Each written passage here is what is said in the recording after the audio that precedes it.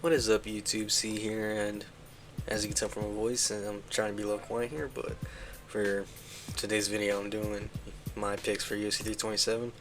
Hopefully, this video will be out by Friday. Wanted to get it out by Thursday, so that way I can have some time for it to marinate, but some stuff came up, so here we are now. And for the first fight, Charles Radke versus Francisco Prado. This this is not that hard. Charles Radke, little no elaboration. Charles is just more well-rounded. He's got decent striking, and his jiu-jitsu is pretty good, and he has fantastic finishing ability. I mean, look, although Francisco Prado does have a 100% finish rate, that doesn't mean anything, man. Charles, he may be 4-2, but he's only lost to guys like Mike Malott and Carlos Prates. Now, Mike Malott, okay, maybe you could argue this dude got fraud checked, but Carlos is actually pretty decent, okay? Well, I guess except against Ian Gary, but okay. Well, I guess we'll see against what he does. Well, I guess we'll see what he does against JDM. But look, Prado is 1-4 in his UFC career, man, and he's lost to certified bums like Jamie Malarkey. Yeah, that Jamie Malarkey, bro. This isn't hard to think about, I say Charles wins via first or second round sub. Now and the way I'm doing this is, honestly, I should have done this a little more where I list off what each fighter is kind of good at, but I feel like the way I'm doing it, it'll help smooth things along and sort of just get it a lot better. So for the next fight, we got Kelvin Gastelum versus Vicente Luque, and I'm actually picking Gastelum to win this, which I don't know why, but I feel like it's a bit controversial because, look, Luque, he does have better grappling, but it won't do anything for him in this fight because this dude's going up to 185, man. I'm pretty sure it did say middleweight, unless Kelvin is trying to cut down to welterweight, which actually kind of impacts the way I choose this fight, but I could have sworn it said middleweight. So the fact that it said middleweight, it really won't do anything because, I mean, we all know Kelvin is a big dude. Kelvin is a pretty big dude, and Kelvin's got somewhat decent grappling defense, so win, Visa will be pretty hard to come by. Now, Luque could mix it with the striking, but Kelvin does have a pretty decent chin, okay? He has a pretty decent chin. So he would need to catch him off guard, or come up with a good enough game plan to where he can pick him off at a distance. And because of that, I'm picking Kelvin winning via UD, Now for the next fight, we got Chris Tuco Tacos Padilla versus Markel Medeiros. And I'm picking Chris Padilla, actually. Chris has some fantastic jiu-jitsu and some decent striking. And the guys he's going against, look, they may not be the best, but at least he's dominating them and, finishing them. Now, Marco Medeiros has been going to decisions against guys like Austin Hubbard. Austin Hubbard is not good. He went 1-4 in his second UFC run, man. This guy was washed, came back, and was still washed. And he's also been controlled in takedowns and controlled in every one of his UFC fights. So, I mean, look, there may be a little more into this. I tried to do as much research as I could, but this is what I found. I'm saying Chris wins this via first or second round sub. Now for the next fight, we got Lupe Godinez, Tatiana Suarez. There's not much to think about. Tatiana, just better overall fighter compared to Lupe. Although her striking is, a little questionable. But me giving this fight any more attention than, required is just a waste of not only my time, but everybody else's time. So, Tatiana wins via UD. Hopefully I'm proven wrong, though, and the reason why I'm mean by that is because I don't want this to go to UD, because, come on, man. I mean, I think Tatiana does have the potential to get a sub, so. Yeah, anyways, next fight, Esteban Ribovic versus Mateusz Gamrot. And I'm actually picking Ribovic to win this, and look, now this is definitely the most controversial, actually, I guess we'll see later, because I have forgotten who I picked, but this might be the controversial pick, because, look, Gamrot struggled against Dan Hooker. We literally saw Dan Hooker go against Arman Tsarukyan, bro. that dude got dog. Now look, I know what Cedric is saying, but Dan Hooker's a long dude. Dude, Gamrot is 5'10". Okay, he's 5'10". Armand is 5'7", bro. He is 5'7", dude. Like, that genuinely makes no sense. Now, Esteban, he does have some good jiu-jitsu and great takedown defense. And he does have good kickboxing. So, he can do a phenomenal job of mixing things up. To where Gamrot will have to, you know, be more thoughtful of his takedowns. Because, I mean, for all Gamrot knows is this dude can just, you know, time it well. Could do a well-timed knee and just, you know, put him out. Now, look, and also Gamrot is really old, and Gamrot got absolutely ragdolled by Oliveira, who is the same size as him, man. And we know that and look, okay, I know some of you are thinking, am I putting Esteban on the same level as Oliveira? No, but Esteban is decently younger than him. So, I'm going to say Esteban wins this by second or third round sub. And now for the next fight, we got Randy Brown versus Kevin Holland. And, actually, I don't think this is controversial at all. But I'm picking Kevin to win this. Because honestly, I do want to give more. And look, I also do have this kind of scripted to help me, you know, get some of my thoughts across a lot better. Because I know in the last couple videos I've been fumbling. But, you know, this is just to help me move things along a lot easier. Now, we got Kevin Holland versus... And yes, I choose Kevin to win against Randy Brown. And honestly, like I said, I do want to give this more fight. But generally, what is he gonna do? Out grapple Kevin? No, this dude got subbed by JDM, bro. And look, I thought JDM actually did have decent grappling, but in that Islam fight, bro. Now look, I know this is Islam Makhachev, and he's like, you know, crazy daggy. You know how those daggy guys are. They got muscles almost. Y'all seen that picture of Makhachev's back, bro? Insane definition. Alright, I'm glazing harder than Dana does with John Jones, but seriously, this dude couldn't do nothing against Makhachev. And look, Makhachev may have been laying and praying, but I mean, come on, man. I mean, you got subbed by JDM, Randy. Now, could Randy outstrike Kevin? No, this dude got KO'd by Gabriel Bonfim, the same dude who struggled against old man Wonderboy Thompson. Now, look, Wonderboy does have a weird style, but Wonderboy is, I think, in his 40s, dude. So, I mean, come on, bro. You lost to a guy who struggled against 40-year-old Wonderboy Thompson. And there's just a lot of holes in Randy's game, man, that Kevin can just take advantage of. So I'm saying Kevin wins this via second or third round sub. Honestly, I want to change it to first round, but I mean, I think Randy's at least decent enough to not get submitted in the first round.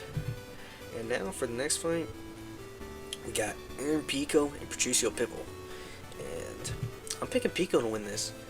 Now, for the grappling aspect of this fight, here's two ways this can go. This guy gonna have a shit ton of grab or little to none. But if I had to give it to the edge to someone, it would be Pico, because Pico does have a really elite wrestling background. You know, like if memory serves me right, he is like a world champion, and like at a really young age. I think while in his teens, or you know, late teens, early 20s, something like that. So this dude does have great grappling. And look, while Patricio does have phenomenal grappling, especially in jiu-jitsu, I literally don't see him getting Pico down to the mat. Because, I mean, this dude tried to get Yair down. He couldn't really do much with it. And Yair's pretty pissed poor grappling. I mean, Yair's got some grappling, but he's not that good at it. But, I mean, look, and I really hope it doesn't age poorly, me saying that he doesn't get Pico down to the mat or sub him. But when it does come down to striking, which I think will be the definitive part of this matchup, I lean towards Tico. Now, it is a toss-up, but I could see him putting Pitbull on the back foot, you know, near the cage, kind of like what Umar did to Figueiredo, where, you know, he was on the back foot and Figgy literally couldn't do nothing. And I feel like that could open opportunities for takedowns or even a KO, because I could see him, you know, doing like a little feint, you know, like feint takedown, overhand right. Pico does have some decent striking. He showed that off in that Lerone Murphy fight. He's got some decent striking until, well, Lerone did something that nobody thought he would do and spinning elbowed him. So, I mean, you know, And I also could see him staying at range, but Pico is an explosive young dude. He's 29 years old, really explosive. So, I mean, I don't know, man. I don't just see him staying at range. So, yeah, I have Pico winning via second, third round KO TKO. Now, for the next fight, now this is the start of the main card, actually. And for the opener, we got Nate Landwehr versus Cub Swanson. And as much as I want to give this more tonight, Cub Swanson win this. A really important factor about this fight is the striking because, look, I mean, both these guys got some grappling, but I don't know, it's just not that important. Cub does have decent judo, but this dude's been subbed a lot in his UFC career. Although to like good guys like Charles and Nate, I just don't see him subbing or even trying to get a takedown on him. So I don't know. Is there much to think about this? No. Why is this on the main card? Honestly, I don't know either. Cub wins by second, third round KO TKO. Now for the next fight, this might be controversial. I feel like this might be the actual controversial fight. Johnny Walker versus Dominic Reyes, and I have Reyes winning this actually, because both these guys are decently chinny. I mean, okay, I guess you can say maybe, but I don't know. I mean, Reyes, he's been KO'd by guys like Ryan Spann, Jan Blachowicz. Okay, I mean, getting KO'd by Yuri ain't that bad though, because Yuri is a very powerful dude. Jan, he also doesn't have Polish power, but I mean, getting finished by Ryan Spann, I mean, come on, dude. And Johnny, he's decently chinny too. This dude got KO'd by Volkan Ozdemir, bro. While Volkan was wearing the gold gloves, the ones that had less padding, but statistically there weren't a lot of like KO finishes, dude. So this dude also got KO'd by Jamal Hill, and probably one of the most goofy KOs of all time, bro. So, so I will say KO is definitely inevitable with one of these guys, but if I had to choose who would win by KO/TKO, I'd say Dom got it. Although I wouldn't count out Johnny doing some stupid shit and it working out. Like, imagine he just capoeira kicks the shit out of Dom and just Dom's just on the floor on the canvas, bro. It's crazy. Honestly, I mean, I wouldn't want to think about the grappling, but Dom still... Okay, Dom is older than Johnny, but I mean, he's still decently athletic, and this is 205, so I mean, age doesn't really matter in these divisions. So, I mean, I could just see maybe Johnny would go for grappling, but honestly, I think Johnny... that would be too boring for Johnny. If he does, then oh well, who knows? Maybe this pick will age badly. But yeah, I have Dom winning by first, second round KO TKO. And actually, this is the most controversial pick of the card, probably. But I'm picking Josh Hokett to win, because both these guys go for takedowns when they can. But the difference is, in the age and recent performances. Josh has been on the tear with back-to-back KO finishes. Curtis has been 3-2 in his last fight. Now look, he's lost to those two losses were to Sergey Pavlovich and Tom Aspinall. Nothing to be ashamed of, but he's been KO'd in both of those, man. And Tom just times his, KOs pretty well. When you look at Tom's fights, I mean, he times them pretty well. He'll time them well enough to where, he kind of like, timing beats power. Okay, that's how it works for striking. You could be Francis Ngannou, but if someone times a punch well, you can go to sleep. So I mean, and look, Curtis does have phenomenal wrestling. This dude will always try and get a takedown when he can. But this dude is 35 years old. He got taken down a bunch by Jailton Almeida. And he went 2 for 15 when he fought Rizvan Kuniev. Y'all seen Rizvan Kuniev? That dude looks like a work version of me, dog. And I'm pretty unathletic dude right now. So now can I see an upset happening? It is possible. It's very much possible. But Curtis would have to do something crazy, because Curtis, while he does have a lot of KOs on his record, they're more by like volume, like Max Holloway style. So he would have to time the punch right. And Josh has that freak, power, man, where his opponents just Like, they just look like, y'all seen that Denzel Freeman finish, bro? Denzel Freeman literally gassed out against Josh Oakey. This dude was like, man, these punches hurt, and this dude's really fucking me up. I'm done with this shit. You just quit, bro.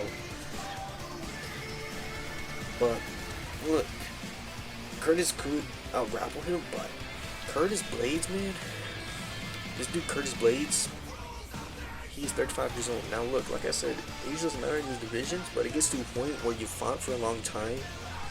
This dude's had over 20, this dude's had 24 fights. So he's had a good amount of mileage on him. And I don't see this dude trying to be as athletic, trying to, go for a lot of takedowns, because that would be really hard, especially against a young guy like Josh Hockett, who's actually pretty decent grappling wise, especially with his wrestling.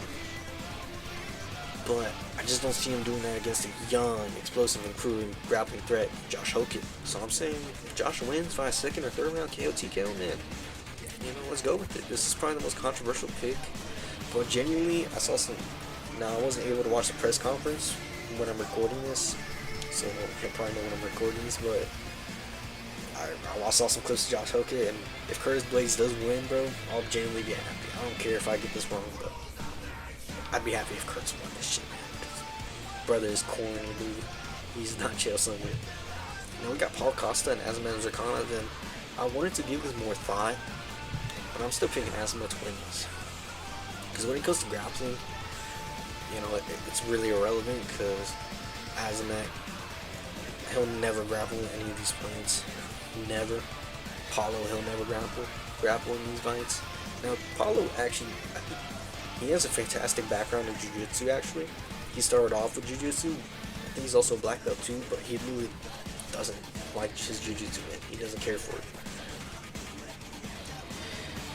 But since he's moving up, it really doesn't matter, bro. I mean, Paulo is a strong jack dude, but I mean, just look at Azamat, bro. This dude carries more body weight on him. I mean, okay, look, he may be 5'10", so he's not like Cormier levels of big, I've seen Tate Cormier, that brother was big, so.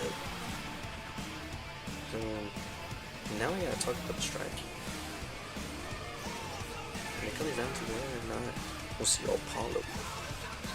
Because Paulo is a great striker, but if something messes with his rhythm, if he can't get his rhythm down, he'll fall apart. Azamat so far has been consistently good. Now, the guys he's beaten have been not too good. I mean, you got guys like Rakic, Branson Ribeiro, Alonzo Menafield. Justin Jacoby, he went to a decision too, which, I mean, Dustin is pretty good, but he's been, proven to not be able to go into the top 15. But, I mean, at least he's finishing those guys, though. But I don't think Fowler will get finished, surprisingly enough. I mean, look, he got outclassed by Prime Izzy, but that was Prime Izzy, when he was doing all that, like dodge, weave, time my shit correctly, when Izzy was on his, when Izzy was in his prime, man. But I think for this fight, Paulo would just get outclassed. So I have Azamat winning by UD, but this fight does have potential to be fight of the night. And now, for the main event, we got Yuri Prochazka versus Carlos Warburg. And in the next slide, y'all see who I will be choosing to win. And yes, I don't have the scripted. I don't have the scripted at all. The reason why is because, genuinely, I was like, could I not write my thoughts down for this fight? Maybe I can. But it's a lot more boring when I do that. So when it comes down to grappling, Yuri definitely does have the upper edge on this. No doubt. Look, while Carlos does have a sub against Du Woon Jung, I mean, come on, man. Who the fuck is that guy?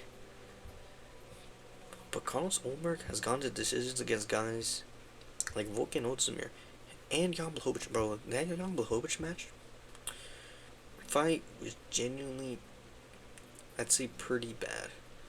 And look, he may have outstruck him, but he was struggling against old man Jan Blachowicz. come on, man. Jan Blachowicz is 43 years old, and you couldn't finish him, bro. You couldn't finish him. And look, Yuri, this dude has literally finished 31 of his 32 wins. 28 of them being KOs, TKOs.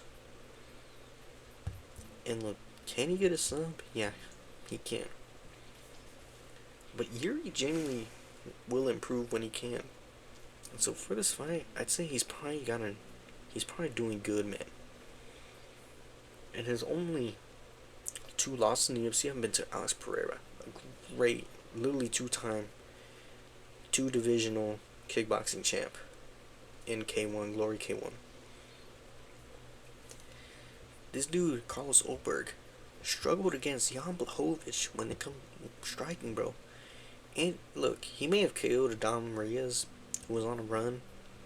But looking back now, Dom had finished guys like, Anthony Smith and Nikita Krylov. Now, Nikita Krylov did get a win recently, but Nikita was out for a minute, so I mean, I don't know if you really... Now, Dustin Jacoby, that finish, it's pretty good. But, look, when you gotta go against a guy like Yuri, which is crazy, bro, and unpredictable, like, who knows, maybe Yuri will try and grapple with Carlos Ulberg. But, I don't know, man. I don't know if that's possible. If he could do that. So, I'm still a little conflicted about if I'm really right. Because all the things I'm thinking of, I think Yuri can win this. Now, how will he win this? Honestly, I don't know. Because we have seen Ulberg get KO'd in his debut, actually. He got KO'd against Kenny and Nzechukwu. So, I mean, he's been finished before. And look, Yuri has been subbed before, but that was like, I think one of his first, one of his first 10 fights, man. So he was pretty young. And he has been KO'd before. But I mean, I don't think Carlos can game plan well enough to be like, yeah, I know what I'm gonna do. I know Yuri's patterns, because this dude Yuri will literally just make shit up. And Yuri does have an underrated fight IQ. His fight IQ is actually pretty decent. Cause in that Khalil Rountree fight, this dude, he started his, funky stuff. But then he started working towards Khalil's body, because he knew Khalil. I mean, most fighters know that Khalil's got a pretty bad gas tank. So he knew, okay, I know what to do. I'm gonna target Khalil's body, I'm gonna kick him a bit, punch him in the body, get him a little tired, confused, and then boom, he finished him, man. He finished him, knocked him out cold. Ulberg's gonna have to work against that for 5 rounds, if it even goes to that. So, I picked Yuri to win this, and how do I have him winning? I think I have him winning this by...